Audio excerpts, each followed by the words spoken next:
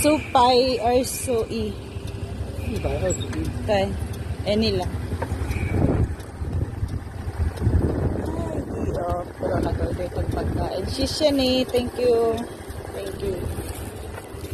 Nag-order taog ko kasi nga day off ko pero mahal ang pamasahe. Di tayo maka-market kasi mahal ang pamasahe sa taxi. 150 or 200.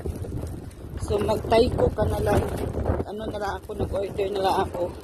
I-30 lang ang pamasahe. O, di ba makakauna ka. Syempre, Tayco food. No choice tayo. Food.